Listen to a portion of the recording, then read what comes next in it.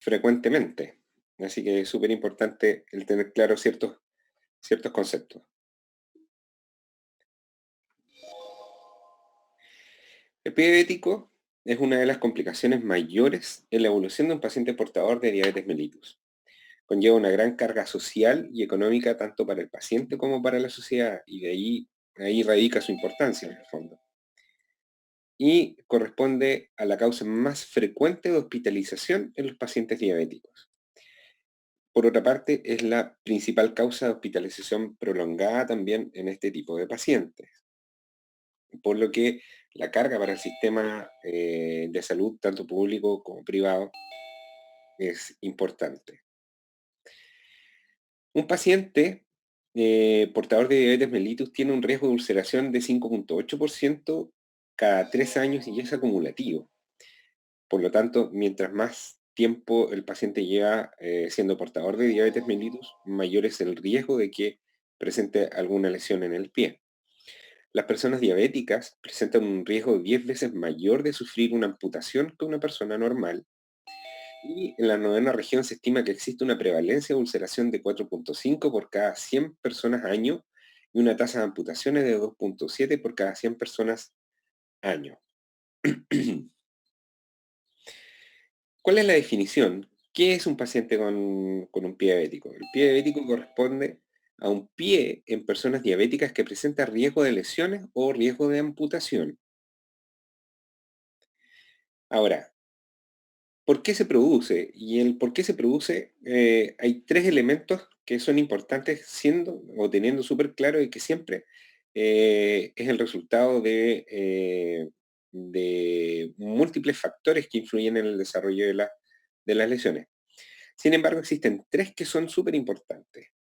Uno es la aparición de neuropatía diabética. Dos es la aparición de isquemia en sus distintos grados, tanto macroangiopática como microangiopática. Y lo tercero es la concurrencia de la infección.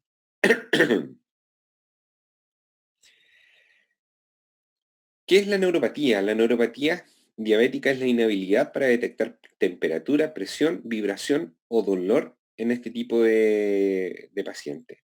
Característicamente comienza el paciente presentando dolor tipurente en la extremidad o parestesias. ¿Y se produce por qué? Se produce porque existe afectación del base nervorum, lo que comienza a disminuir el aporte de oxígeno a la raíz nerviosa, y esto redunda en la aparición de esta neuropatía y en la disfunción del nervio. La isquemia se manifiesta por la disminución o la ausencia de pulsos y se puede objetivar mediante la medición del índice tobillo-brazo. Ahora, es súper importante evaluar a estos pacientes que presentan distintos grados de neuropatía. Lo que uno puede ver en aquel paciente que es netamente neuropático, que es como el inicio de esta enfermedad, es que el paciente presenta un pie tibio que generalmente tiene pulsos normales. Sin embargo, se va asociando a deformidad del pie en sus distintos grados, a la aparición de hiperkeratosis y a la aparición de piel seca por compromiso del sistema autonómico. Entonces, podemos ver en el dibujo que el pie comienza a cambiar la forma de apoyo. Esto comienza a generar estrés en los tejidos blandos hasta que finalmente esto se ulcera, y esta úlcera progresa hasta el compromiso articular o el compromiso óseo. Ahora, ¿cómo podemos evaluar al paciente que presenta signos de neuropatía? Primero es el examen físico en busca de estos elementos que nos van a hacer sospechar de que el paciente tiene o está comenzando con una neuropatía. Lo segundo que hay que hacer es evaluar los reflejos rotulianos y aquilianos. Y el tercer elemento más importante es la evaluación de presión táctil con monofilamento. ¿Cómo se evalúa con el monofilamento? Se genera presión con el monofilamento hasta que éste se curve, eso genera 10 gramos más o menos de presión en la zona, y se busca en el pulpejo del ortejo mayor, en la base del ortejo mayor, en la base del quinto ortejo y en el talón. De acuerdo a eso, nosotros podemos ver cómo ha ido progresando o si este paciente presenta o no signos de neuropatía. Ahora, la neuropatía lo que va a hacer es que en el fondo el pie comienza a deformarse y el pie lo que hace es aumentar el arco, por lo que y la aparición de dedos en martillo, o el pie comienza a desmoronarse el tercio medio del pie, perdiendo el arco plantar y comenzando a apoyar en la zona de la zona media plantar del pie. Esto hace de que en las lesiones aparezcan principalmente en la cabeza o en las zonas de apoyo de base de los metatarsianos por pérdida del arco plantar anterior, en la zona media por pérdida del arco plantar medial y en el talón o en la base del pulpejo o del primer ortejo. Así como también la formación de dedos en martillo hace que las articulaciones interfalángicas comiencen a ser expuestas al roce y permitan de que el paciente presente lesiones en esta zona, así como la aparición en las caras laterales del quinto y del primer metatarsiano del pie. Ahora, ¿cómo evaluamos la isquemia? En la isquemia, lo primero que uno debe hacer es evaluar los pulsos. Y uno debe buscar los pulsos y debe examinar ambas extremidades buscando todos los pulsos. Es decir, pulsos femorales, pulsos popliteos, pulsos tibiales posteriores y los pulsos pedios. Lo segundo es realizar una medición no invasiva mediante la toma del índice tobillo-brazo. Y lo tercero es realizar estudios invasivos siempre y cuando estén indicados la realización de estos. Ahora, debemos ir y buscar, como les decía, los pulsos. eh, y debe ser bilateral. ¿Por qué? Porque habitualmente estos pacientes tienen compromiso bilateral de la extremidad. Para la obtención de el índice tobillo-brazo necesitamos tener equipos Doppler que ahora ya existen prácticamente en todas partes y en todos los consultorios, y necesitamos un manguito de presión. Entonces lo que hacemos es poner el manguito de presión en el brazo y buscar con el Doppler el flujo en la arteria braquial. Inflar el manguito y comenzar a desinflarlo y marcar la presión a la cual comienza a aparecer el flujo de nuevo. Y repetimos el procedimiento en el tobillo. Y buscamos el flujo tanto en la arteria tibial, en la arteria pedia, como en la arteria tibial posterior. Y nos quedamos con el mejor valor de alguna de estas dos. Ahora, ¿cómo lo interpretamos? Un índice tobillo-brazo entre 1 y 1.4 es normal. Entre 0.9 y 0.99 está borderline. Y está claramente alterado bajo 0.9. Si es más de 0.40 es moderado. Si es menos de 0,40 es grave y si es menos de 0,30 es crítico. Cuando nuestro índice sale muy alto, es decir, más de 1.4, eso quiere decir de que el paciente presenta alta calcificación. Y esto ocurre sobre todo en aquellos pacientes que son insuficientes renales además. Por lo tanto, ¿y eso qué quiere decir? De que nosotros no logramos comprimir la arteria. Lo que por el contrario, no refleja arterias normales, sino que refleja arterias enfermas y calcificadas. Ahora, una vez que tenemos esto, nosotros podemos categorizar cuál es el riesgo de aparición de ulceración en el pie del paciente. Siendo aquellos pacientes que tienen un riesgo o categoría de riesgo cero, que es de muy bajo riesgo de aparición, aquellos pacientes que no tienen alteraciones en la sensibilidad plantar. Riesgo uno, aquellos pacientes que han ido perdiendo ya la sensibilidad plantar o que tienen alteraciones en los reflejos. Riesgo 2, aquellos pacientes que tienen alteraciones neurológicas y que además presentan disminución de la circulación o que hay deformidades estructurales del pie o hay presencia de onicomicosis en pacientes de alto riesgo. Y pacientes de muy alto riesgo son aquellos pacientes que ya han tenido antecedentes de amputaciones, tienen antecedentes de fracturas neuropáticas por estrés o han tenido antecedentes de ulceraciones previas. Ahora, ¿Qué hacemos nosotros? ¿Qué hacemos con los pacientes previo a la aparición de úlcera?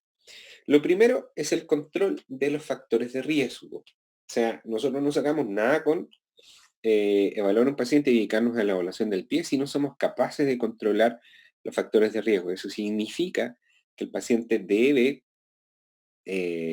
mantener una hemoglobina glicosilada bajo 7, debe tener un control adecuado de la hipertensión arterial, debe tener un control adecuado de la dislipidemia.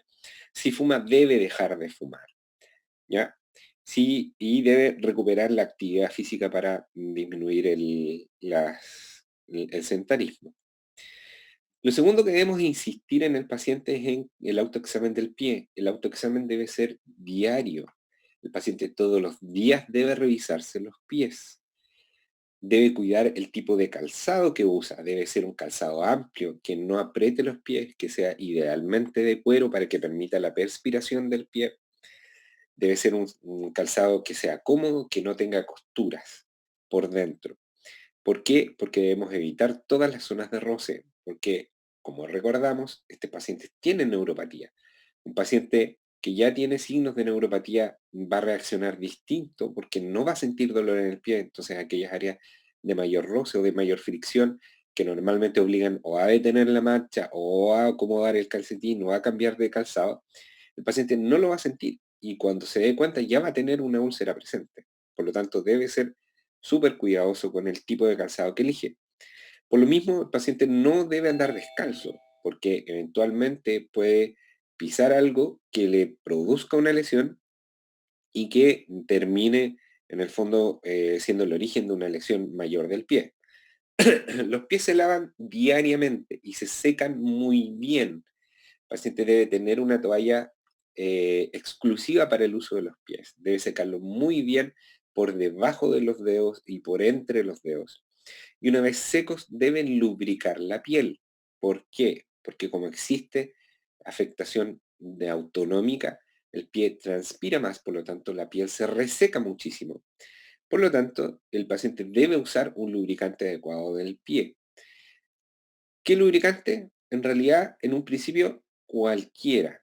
Idealmente aquellas cremas que contienen un porcentaje de urea y que además son hipoalergénicas, ¿ya? Y debe ser muy cuidadoso en el corte de las uñas.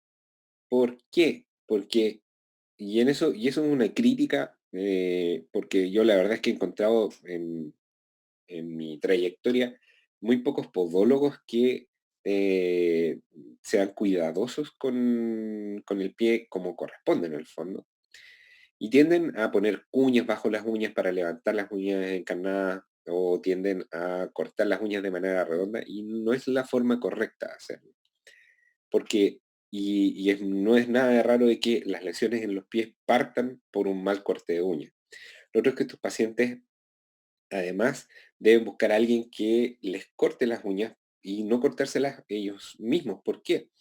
Porque los pacientes tienen habitualmente algún grado de retinopatía y eso hace que vean muy mal. Entonces, si además ven mal y no sienten el pie, habitualmente se cortan parte de la piel y parte siendo el origen de una lesión mayor.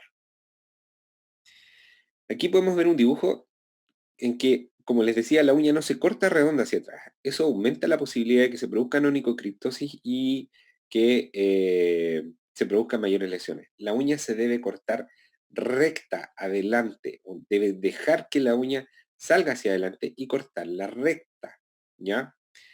Cuando eligen el calzado debe ser un calzado que sea amplio en la punta, que permita que el pie apoye de manera normal, no un calzado en punta, porque eso va a producir, uno, de que los pies, de que los dedos estén muy juntos, lo que va a aumentar la humedad en la zona interdigital, y lo otro es que deja expuestas zonas de roce que normalmente no debieran estar expuestas, y eso va a hacer de que aparezcan una mayor cantidad de lesiones. Ahora, si nosotros tenemos un paciente que no ha tenido lesiones y que está en controles, ¿qué es lo que debemos decirle y qué es lo que debemos hacer? Y eso va a depender de las condiciones de sus pies. Si un paciente no tiene neuropatía, teniendo o no deformidad y nunca ha tenido úlcera, uno debe insistirle en que use un calzado normal que sea cómodo, se debiera controlar anualmente y uno debiera darle educación especial.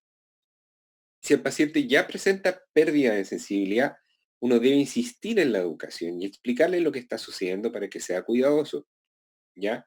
Tal cual como les dije. Debe usar una plantilla blanda, ¿ya?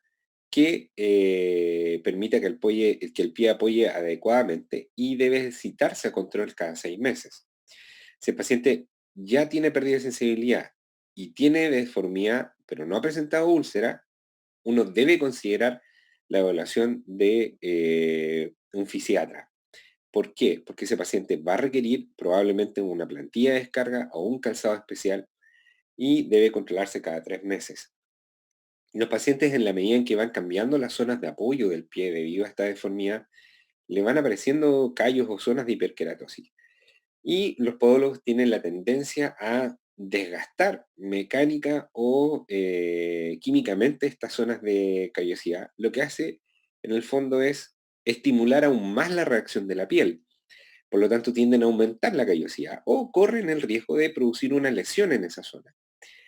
La forma de manejar las hiperkeratosis es mediante el uso de plantillas de descarga. Eso significa de que debe ser evaluado por el fisiatra para que le realice un molde del pie, vea qué zonas son las que está apoyando mal y genere una plantilla que habitualmente son de silicona que produzcan zonas de descarga en la zona de mal apoyo.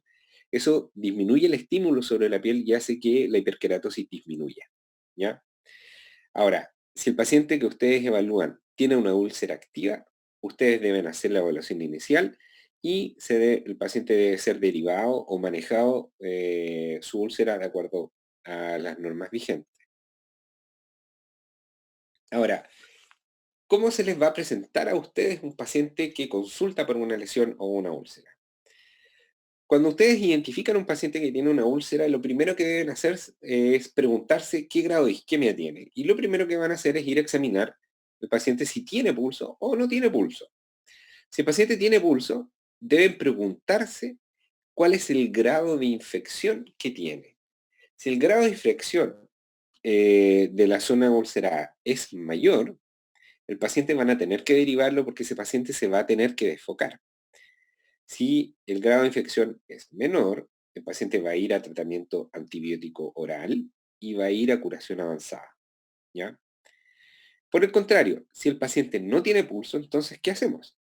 Si el paciente no tiene pulso y presenta una infección severa, ese paciente debe ir primero a desfocación. O sea, primero hay que eliminar elementos infecciosos y después vamos a realizar el estudio de perfusión según lo requiera.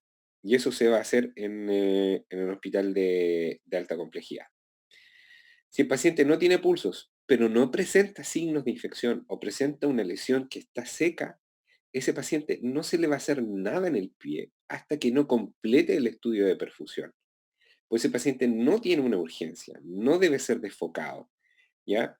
Y en ese sentido, y quiero ser insistente, si ustedes identifican un paciente que, por ejemplo, tiene una lesión o una escara necrótica seca, pero no hay signos inflamatorios, no hay aparición de pus al examen, mantengan esa escara seca, no la remojen, no usen elementos que realicen degradamiento químico porque esos pacientes, esa escara seca nos permite utilizarla como cobertura temporal y nos da el tiempo muchas veces suficiente para que nosotros completemos el estudio de revascularización, revascularicemos el paciente y posterior a eso tratemos el pie, ¿ya?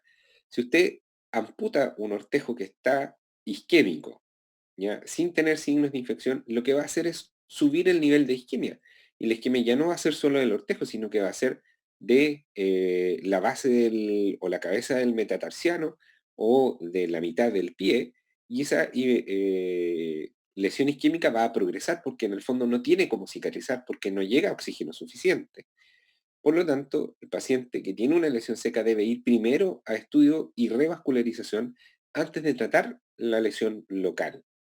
Y en ese sentido, el uso de la povidona, más que como antiséptico, sino que colgándonos de la hiperosmolaridad que tiene la povidona, permite mantener las lesiones secas por bastante tiempo, lo que nos da la compliance suficiente como para poder completar el estudio y tratar al paciente de manera adecuada. Les va a tocar muchas veces ver a estos pacientes y deben, teniendo estos conceptos claros, ser claros con las enfermeras, porque las enfermeras, sobre todo las enfermeras de curación avanzada, tienden a tratar y remojar las escaras de todos los pacientes sin tener en cuenta cuál es el grado de perfusión.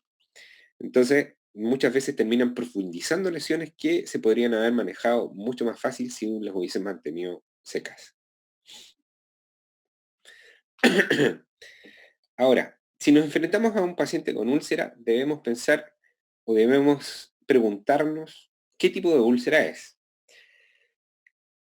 ¿Cómo nosotros podemos distinguir a aquellos pacientes que tienen úlceras neuropáticas puras? Son aquellos pacientes que presentan pulsos normales, que tienen eh, cambios tróficos en el fondo de la piel, tienen zonas de hiperkeratosis, tienen resequedad de la piel y además estas úlceras se presentan en zonas de principalmente plantares por ser zonas de apoyo. Se presentan en las zonas de apoyo, ya sean zonas de apoyo normales o fisiológicas o zonas de apoyo vicioso.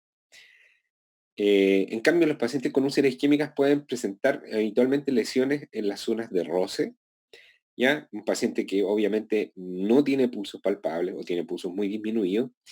Y nosotros vemos un paciente que tiene una lesión que a veces es profunda, que tiene lecho necrótico, pero que exuda poco y tiene pocos elementos inflamatorios alrededor, ¿ya? Porque obviamente la reacción inflamatoria local también depende de qué tan perfundido esté el pie. Ahora, habitualmente, o las úlceras más comunes son por lejos las úlceras mixtas, en las cuales concurren elementos neuropáticos con elementos isquémicos. Ahora, ¿en qué debemos tener precaución? Nosotros debemos ser capaces de identificar a aquellos pacientes que tienen un pie en riesgo y tratar de manera adecuada aquellas lesiones que son preulcerosas o que tienen riesgo de ulceración. Las zonas de hiperkeratosis, como les decía, deben usar una plantilla de descarga o eventualmente usar una bota de descarga. Y el objetivo es no estimular la zona de apoyo o la zona de roce de la piel.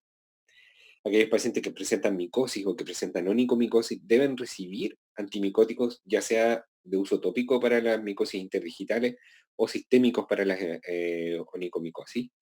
Y la paroniquia o la onicocriptosis debe ser tratada principalmente con el correcto corte de las uñas, como ya les expliqué. Ahora, ¿qué tipo de antibióticos podemos usar en estos pacientes en los cuales sospechamos que además se agregó el elemento infeccioso? En general debe ser un tratamiento antibiótico de amplio espectro. ¿Por qué? Porque en ello la flora involucrada en este tipo de lesiones habitualmente es polimicrobiana y involucra a microorganismos de la piel, como el estafilococo o el streptococcus sp. Eh, También hay concurrencia de bacilos negativos y sobre todo cuando las inselecciones son más profundas, hay concurrencia de anaerobios. Por lo tanto, nuestra terapia antibiótica debe ser de amplio espectro. Para aquellas lesiones leves se puede utilizar amoxicilina más ácido clavulánico, clindamicina, cefalosporinas de primera generación, ciprofloxacino. Lo que hay que tener claro es que los tratamientos antibióticos en este tipo de pacientes son tratamientos prolongados. Ya debe al menos tratarse por 14 días.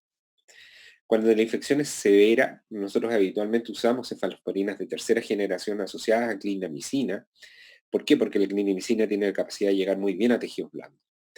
Y si con eso es suficiente, podemos usar vancomicina más ampicilina superbactam y idealmente debemos tratar de ajustar ese tratamiento antibiótico de acuerdo al resultado de cultivos tomados de manera adecuada. Y este tratamiento antibiótico se prolonga de 14 a 21 días, incluso hasta 28 días, dependiendo sobre todo el resultado de los cultivos óseos. Los cultivos que se toman en general no son de arrastre, ¿ya? No sacan nada con tomar un cultivo de la superficie porque le va a salir una flora microbiana que probablemente va a tener un gran componente comensal. Los cultivos habitualmente se toman o de tejido profundo con anestesia local o de tejido profundo y óseo cuando se logra hacer toma de cultivo en pabellón. Por lo tanto, todo paciente que tiene un pie diabético y que va por primera vez a pabellón, no a SEO, sino que a la primera cirugía de desfoque, uno de los elementos importantes que uno debe considerar es la toma de cultivos tanto de tejido profundo como de tejido óseo. Ahora, una vez que tenemos el manejo quirúrgico realizado, los pacientes se manejan con curaciones avanzadas. Y ahí existen una multiplicidad de elementos nuevos que están incluidos en la canasta GES de manejo del pie diabético, que van desde el hidrogel hasta apósitos de plata y carbón, alginato, pasando por geles y láminas de miel. Y su aplicación es distinta dependiendo del grado de compromiso de la zona. Yo no voy a adentrarme más ahora porque eso da para una clase completa, pero lo pueden revisar en las guías de curación avanzada de pie diabético que tiene el MinSal, que están bastante bien hechas. Ahora, súper importante, una vez que nosotros tenemos un paciente que tiene una lesión, es el poder categorizar qué tipo de lesión tiene, porque dependiendo de la categoría de la lesión va a depender la evolución.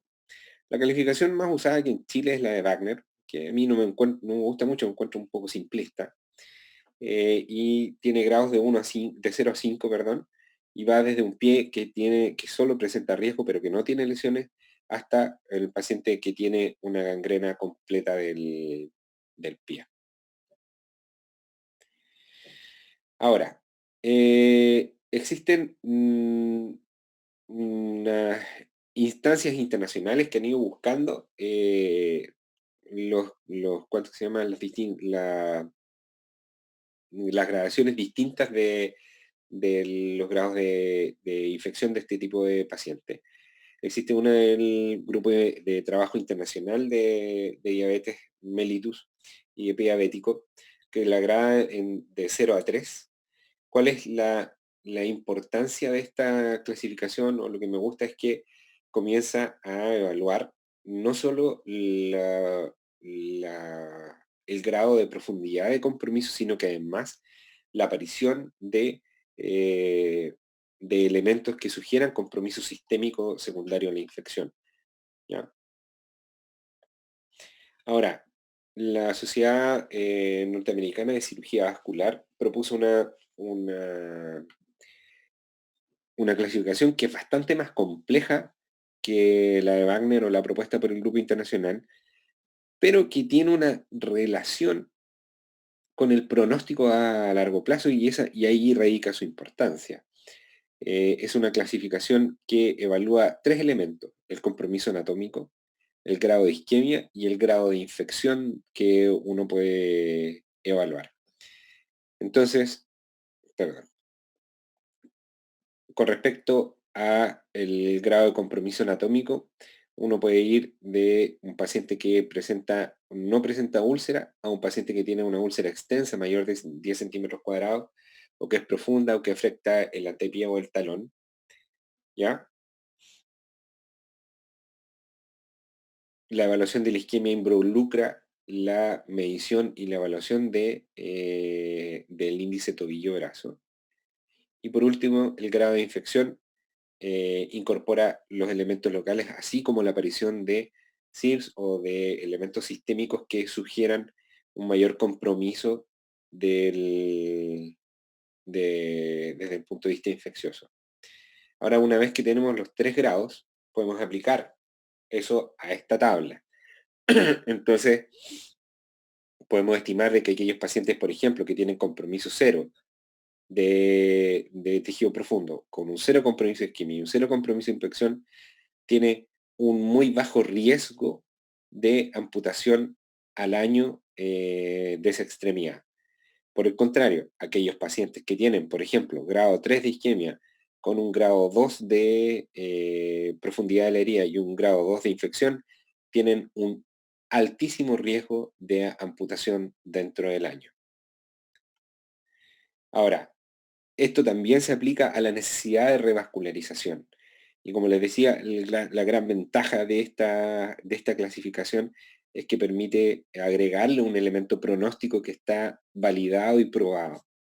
Y así como vemos pacientes que tienen un muy bajo riesgo de necesitar o de beneficiarse de una revascularización, con aquellos pacientes que sí van a tener un riesgo importante de necesitar una revascularización durante la aparición de la lesión. Ahora, mencionarles un poquito sobre los tipos de amputaciones. En general existen amputaciones menores y mayores. Las amputaciones menores son aquellas que afectan a los ortejos o parcialmente al pie, y las mayores son aquellas que afectan al resto de la extremidad. Un paciente que presenta una lesión con un pie diabético es un paciente que tiene la extremidad completa amenazada. Si nosotros no tomamos las acciones correspondientes, si no seguimos de manera adecuada la evolución de los pacientes, el paciente puede terminar con una amputación mayor y existe un alto riesgo de que eso así ocurra. Aquí podemos ver un típico paciente que tuvo probablemente una infección del primer ortejo porque estaba mal cortada la uña. Si ustedes ven, tiene una lesión incipiente en el ortejo contralateral y se le realizó una amputación del primer ortejo y probablemente se cerró. Este es un paciente que tuvo una amputación transmetatarsiana del pie. La sección se hace a nivel de la diáfisis de los metatarsianos y se utiliza habitualmente el flap plantar para poder girarlo y dejar cerrada la lesión si es que esto es posible. Si la infección es muy grande, nosotros dejamos las lesiones abiertas y esperamos que granule y después eso se injerta. Aquí podemos ver un paciente que tiene una amputación infrapatelar, ¿ya? O infracondilia, que es una muy buena amputación, sobre todo en aquellos pacientes que son jóvenes y que tienen una masa muscular que les permita la rehabilitación. Eh, y eso es importante de considerar, porque uno debe tratar de conservar la mayor extensión de la extremidad comprometida. Sin embargo, esto debe ir de la mano de cuál es la proyección de rehabilitación. Si el paciente tiene posibilidad de rehabilitarse de manera adecuada, tiene una masa muscular adecuada, no es, por ejemplo, un paciente insuficiente renal crónico, secuelado de accidente cerebrovascular, ¿ya? Si el paciente tiene posibilidad de rehabilitarse, se debe tratar de conservar la rodilla. ¿Por qué? Porque la rehabilitación con un paciente que tiene una rodilla funcional es mucho más fácil que en un paciente que uno no le puede conservar la rodilla. Eh, Sin embargo, como le digo, eso va a depender de cuál es la proyección de rehabilitación del paciente. Pues si el paciente no tiene proyección de rehabilitación, este muñón muchas veces tiende a ser un problema, porque los músculos del compartimento posterior del muslo son más potentes que los músculos del compartimento anterior. Eso hace de que en un paciente que ya no tiene el contrapeso del tobillo y el pie, el muñón tienda a flectarse y a quedar en flexión. Por lo tanto, apoyan directamente el muñón sobre la cama y eso genera úlceras y genera lesiones en el muñón y terminamos con un muñón herido que vamos a tener que finalmente volver a amputar. Entonces, muchas veces nosotros optamos por hacer una amputación derechamente del muslo, como la imagen de la derecha, en que, si bien es cierto, eh, es muy difícil rehabilitar, requiere que el paciente tenga una muy buena masa muscular y que sea joven como para que permita la rehabilitación adecuada con este tipo de muñón, pero es un muñón sumamente seguro de usar. Ya es un muñón que cicatriza la gran mayoría de las veces, 99% de las veces cicatriza muy bien ese muñón, es un muñón que si uno realiza bien la cirugía deja muy poco dolor residual y que es muy fácil de manejar después. Por lo tanto, dependiendo de la condición y la proyección de la recuperabilidad de este paciente y de la rehabilitación de este paciente, es que nosotros vamos a elegir qué tipo de amputación hacer. Muy bien, podemos pasar a las preguntas.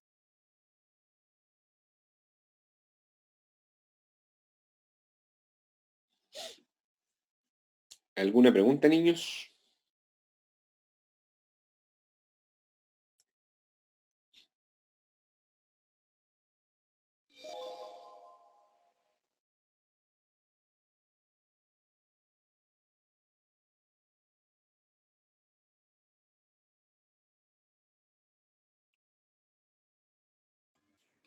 Hola, doctor. Aquí Vicente hablando. ¿Me escucha? Hola, Vicente, sí, te escucho bien. Una pregunta bien simple en realidad, no estoy seguro si es que lo mencionó, pero ¿cuál es el tiempo de evolución de, de una herida, de una lesión bien simple a hay algo que requiera amputación? Uy, es relativo, es relativo. Cada paciente cicatriza a un ritmo distinto, ¿ya? Y eso es ¿por qué? Porque nosotros podemos evaluar el compromiso macroangiopático de los pacientes. Sin embargo, la microangiopatía diabética, que es un elemento importante, no tenemos cómo evaluarlo. Solo sabemos y lo inferimos de acuerdo a la evolución del paciente. Entonces, en un paciente que no tiene compromiso isquémico y que no tiene compromiso angiopático, en general, en un mes tiene una lesión cicatrizada, incluso requiriendo algún tipo de amputación. Pero pacientes que tienen compromiso isquémico o van a requerir cirugía de revascularización derechamente, o aún siendo revascularizados o aún teniendo pulsos presentes, por ejemplo, si el compromiso microangiopático es importante, la evolución es sumamente torpia y es sumamente larga. Nosotros hemos tenido pacientes 6 meses, 8 meses hospitalizados, que han requerido distintos aseos y que han requerido manejo antibióticos múltiples, porque la evolución es muy lenta y eso no debe advertírselo al paciente. Cuando se manejan de manera ambulatoria también están muchos meses en curaciones, 2 o 3 veces por semana, hasta lograr el que la lesión cicatrice. Entonces, son pacientes que distraen mucho recurso del sistema de salud, tanto económico con respecto a los insumos, como al tiempo que uno debe dedicarle a la evaluación y al seguimiento de estos pacientes. Pero habitualmente no son nunca, eso nunca cortos, son largas la evolución de estos pacientes. Ya, muchas gracias. De nada. ¿Alguien más? Sí, hola doctor, acá José al habla. José, cuéntame. Doctor, ¿en qué contexto, en qué tipo de paciente usted recomendaría, o sea, un especialista gustaría por una revascularización? ¿Podría hablar un poquito de eso, por favor? La necesidad de revascularización depende del grado de compromiso isquémico que tiene el paciente. O sea, si un paciente tiene un índice tobillo-brazo de 0,39, ese paciente muy probablemente va a requerir revascularización porque no va a ser capaz de cicatrizar por sí solo. Cuando un tejido sufre una lesión, independiente del tejido, cuando un tejido sufre una lesión, los requerimientos de oxígeno y de nutrientes necesarios para poder repararlo son mayores que la mantención de un tejido sano. Por lo tanto, ese paciente que estaba bien o estaba compensada su perfusión, eh, teniendo su pie sano, el momento en que el paciente sufre una herida, cambia drásticamente su requerimiento. Por lo tanto, un paciente que normalmente estaba bien, que no tenía claudicación, que no había problema con él, al momento de sufrir una lesión, cambia sus requerimientos y estos requerimientos aumentan. Por lo tanto, el que el estado de su macro y de su microangiopatía va a incidir directamente en la evolución del paciente y en que este paciente se recupere. Entonces, a veces depende de la evolución, como otras veces depende de las características de la lesión. Si la úlcera es claramente isquémica, ese paciente va a requerir que nosotros hagamos algo con respecto a su perfusión, ya sea por vía abierta o por vía percutánea, para lograr que eso mejore. Ahora, si el paciente presenta una lesión que está seca, ¿ya? Si el paciente presenta una escara o tiene una necrosis seca del dedo, ese paciente debe ir a estudio de revascularización antes de hacerse nada, digamos. antes de intentar lograr que esa lesión cicatrice en el fondo. Porque si nosotros, porque eso que está seco ya se perdió, eso no se va a recuperar.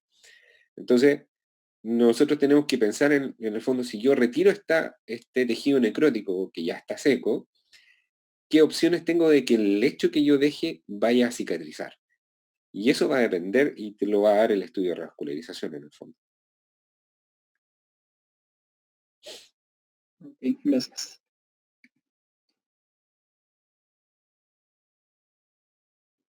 Me surgió otra duda, doctor. O sea, un poco más por curiosidad. ¿Qué es lo que más se tiende a hacer en el hospital? O sea, no sé si se realiza muy de rutina o cómo es, pero ¿qué es lo que más se hace en general? ¿Abierto o endovascular? Eso depende. Eso lo van a ver en la clase de enfermedad arterial periférica. Eh, ¿Cuáles son las clases que ustedes tienen? A mí me tocó hacer 2, pero no sé qué más tienen.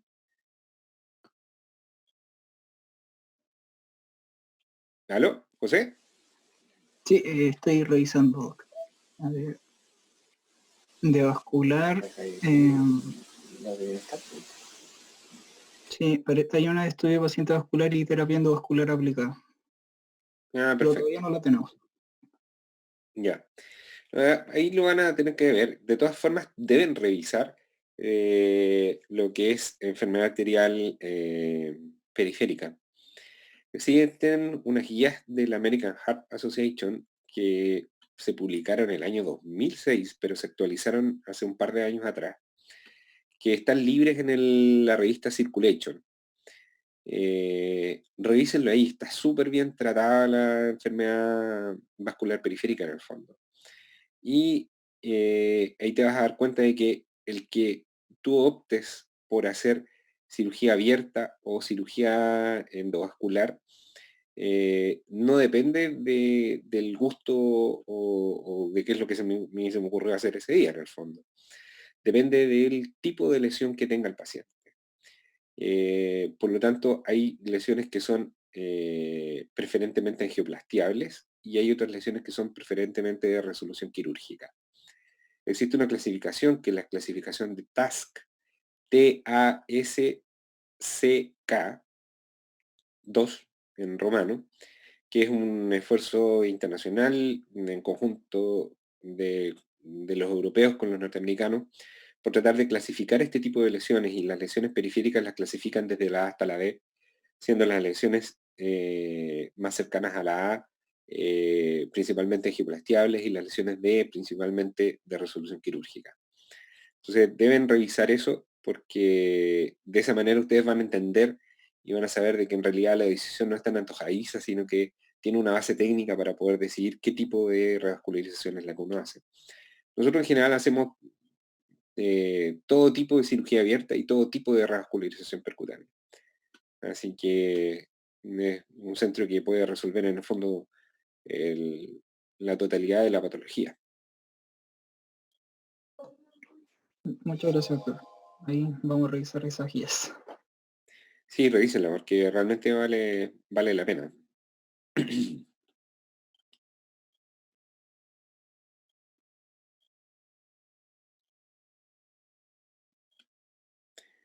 ¿Alguna otra pregunta?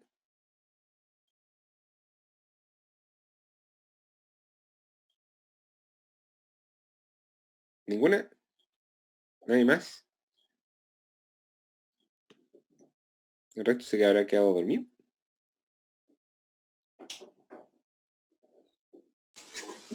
No, pero yo creo que ya están como...